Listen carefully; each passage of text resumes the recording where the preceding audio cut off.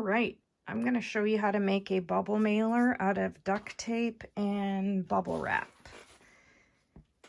You have the option, I have pre-made one that is made out with a regular original duct tape, which is a very cheap version, not in quality, but in price. And usually your husband or boyfriend or somebody will have this already out in the garage. So if you've got some bubble wrap, you need to mail something, you're good to go. So this is the one I use. It usually comes in a really thick roll, so you could make a ton.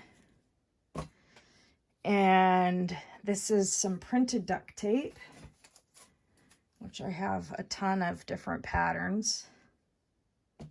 100 to probably, actually that's probably under. I have over 100 prints. Even sports teams and baseball.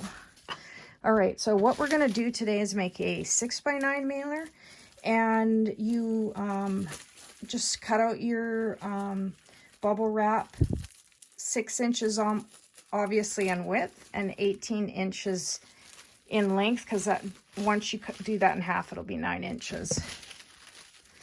So I like to spread it out so it matches the corners. So what you're going to end up doing is your tape's going to come over 2 inches at each side. It doesn't have to be exact. That's why I go 2, because we're going to trim it up at the end. And then you need 1 inch on each side.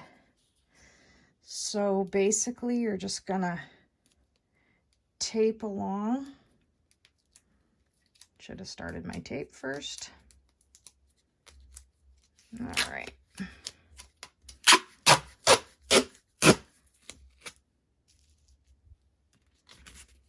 And kind of pull it tight to do it a little bit so it comes down smooth.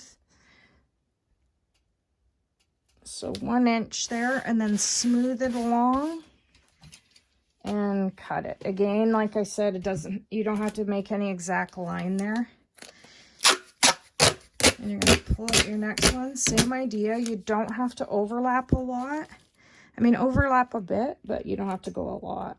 So then just put that down. Again, smooth. And cut.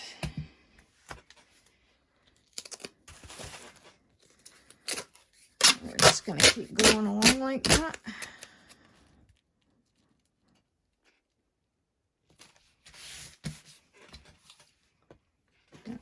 Cut.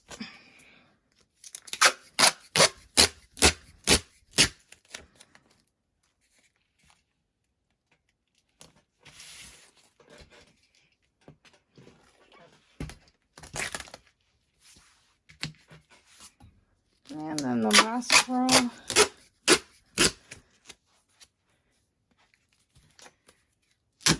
We're going to go 1 inch over.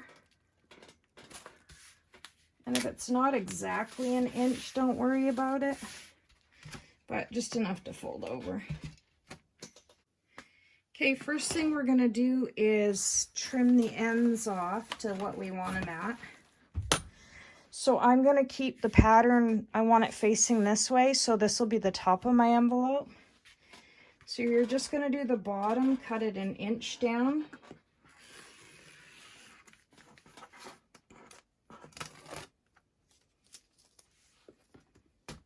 And at the top, we'll do 1.5 inches.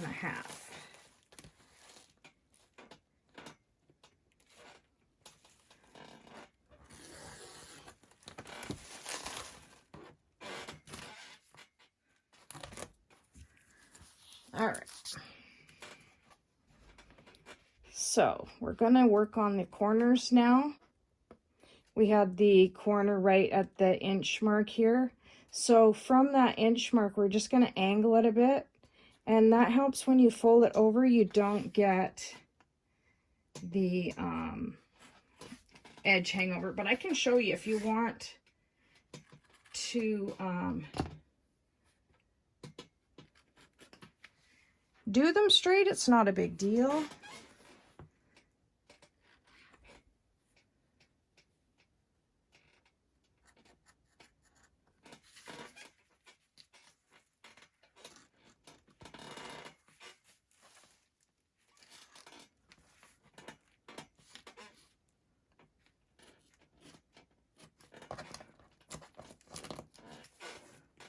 So just pull your corners out.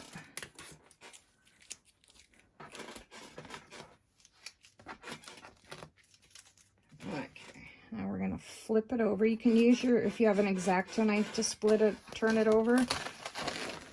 If not, just use your fingernail. So the inch end, which was what I was gonna make the inside of the bubble wrapper, or bubble mailer, I can't seem to say that very well, is you're just gonna take that end and just fold it up to the line.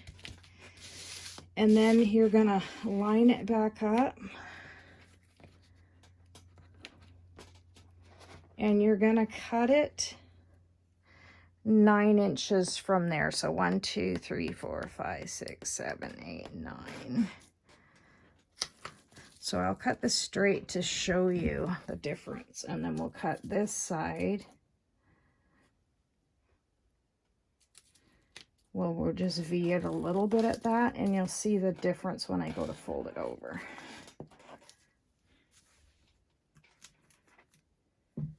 So then we're going to go ahead and fold this part at the bottom to the inside.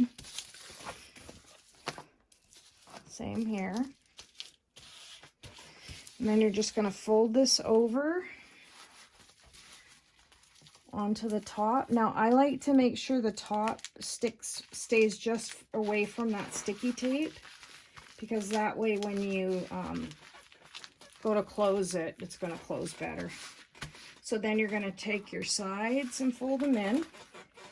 See how this is the side I didn't cut the angle at? And you can see there how it is. So it's not a huge deal. All you can do is you can get your scissors and just cut it along there. So you can't even tell. But I guess I've been doing it long enough that I just know to cut that angle in there.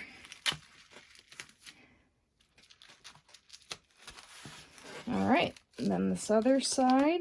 I'll fold over, and again, see I did the V little slant there so you don't get anything poking over at the edge. And then, so this is your closure side. You can either use parchment paper or wax paper. You can leave it like that, fill it, it's not a big deal, but I like to cover it just because when I go to put my stuff in there, I don't want it to stick to that. And then also if I'm like make a bunch ahead of time, I can just fold it over and store it, and it's good to go. So that's a pretty cute duct tape mailer. Like I said, I have a ton of prints, so you go out in the stores, you can find a ton and make your own mailers and maybe send something to Grandma and Grandpa or for business or whatever you want. Hope you enjoyed. If you can like it and share it, and subscribe to my channel. If you have any questions or comments, just go ahead and send them on to me. Thank you.